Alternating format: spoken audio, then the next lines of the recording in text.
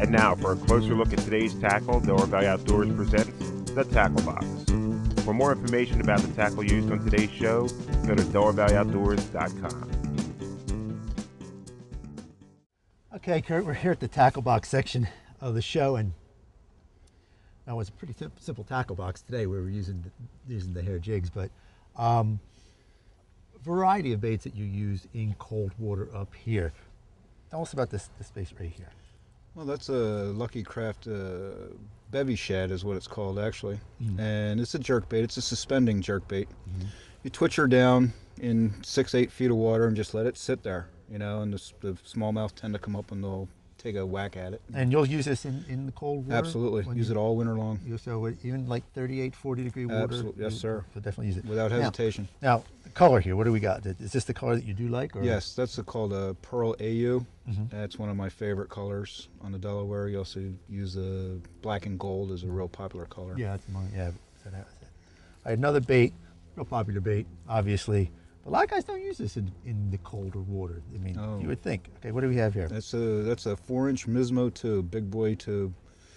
I don't know what it's supposed to imitate. Maybe a crayfish, who knows? But I use that all throughout the winter also. Again, how do you fish this? Same way as a jig, or do you just? No, that one I kind of let that sit on the bottom a little bit more, or a little longer. I'll wait on because the tentacles tend to rise up into the water and have a little bit of shaking. The smallmouth will come along and pick it up, as opposed to hitting it on the drop like a hair jig. Right, and a lot of times I know that fishing these, it's almost a mushy type of a hit. Always, yeah. They tend to pick it up and start swimming away with it, and that's what you're feeling. You're feeling the weight of them swimming away with it. We're going to spend a little bit of time on this because we caught all our fish on it. Now these are hair jigs, real popular jigs, especially in cold water. Absolutely. Now, you tie these, am I correct? Yes. And that's one thing that you want to take, if you get a chance and you're going to get into this type of thing, cost of these things, losing them, because if you're not fishing these in rocks and on the bottom, you ain't fishing a jig, let's face it. That's correct. So if you're not losing jigs, you're not going to be fishing. Now here, this color here, what do you like the red and the black? I put a little bit of red, a couple of red hairs on the back of it just to give it a little bit different profile, a little different look, maybe a little flash to it. I just started tying them a couple of years ago. A friend of mine showed me the ins and outs. And then the green thing? Well, I use that in the clearer water. I think it adds a little something different, you know, just to, like I said, just a different profile. Okay, and then we're just going to go to pure black. That's my color. That's my favorite color. And we use these obviously today a lot. Right. And you know what though?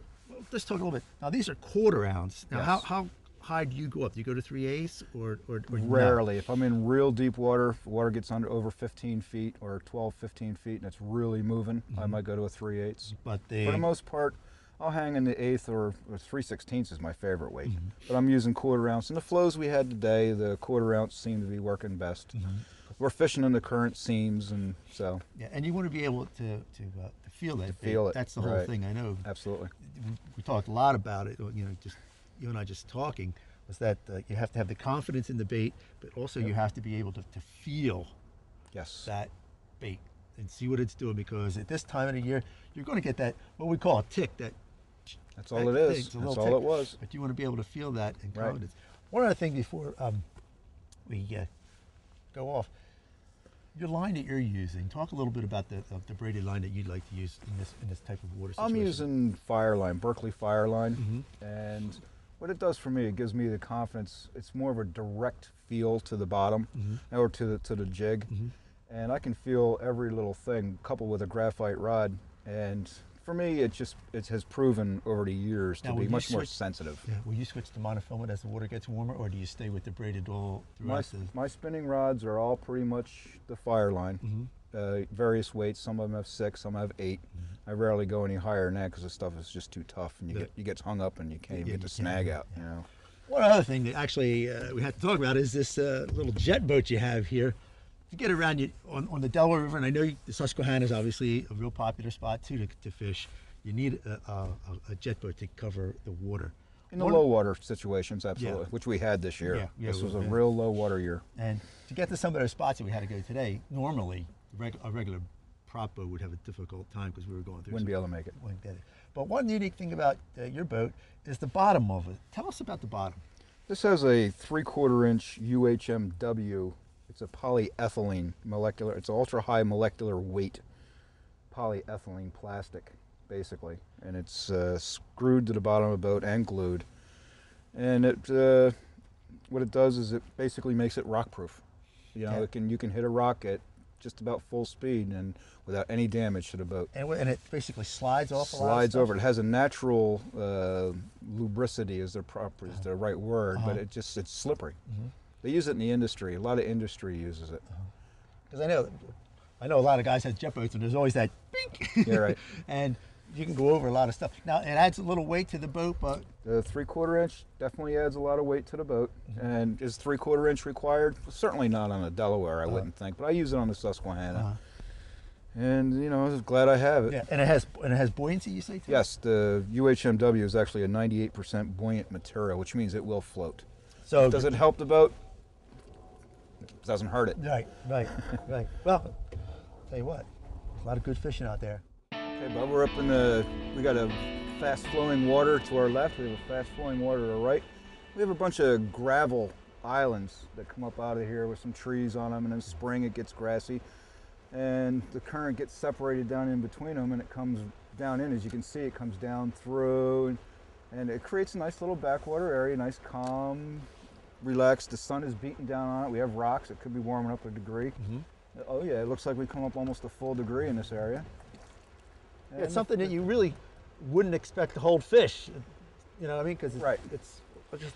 But here again, we don't have a whole lot of depth. You know, we only have 3-4 feet of water. But it calms down. The water slows down just enough for them to get in here and get cozy.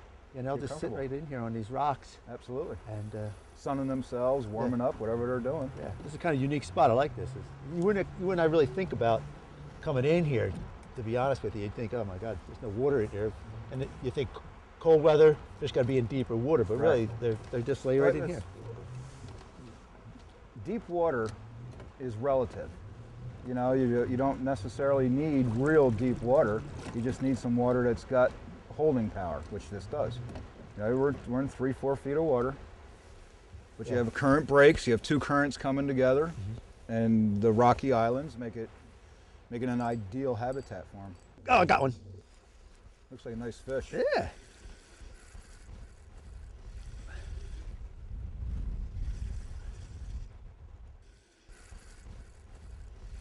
Nice smallmouth. Nice smallie. Beautiful. Uh-oh. Keep away from that motor, my friend. Oh, you're still wrapped around the motor. Down. There he is. Oh. Now you're wrapped around the other way. There you go. Okay, you're all right.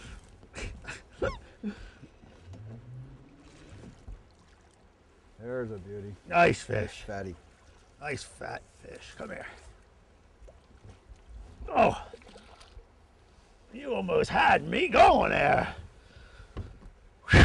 Well, my friend, I want to thank you for my pleasure. A wonderful show. Absolutely, my pleasure. You got to get out on the Delaware River in the cold water and catch fish like this. You'll just love it. Hey, go to our website, Delaware Valley Outdoors. All the information, see the level of the gauge. We can get all that stuff for you, fishing reports. This is great. Hey, I'll see you on the water. Beautiful. I love when a plan comes together. It's a beautiful thing, Bob.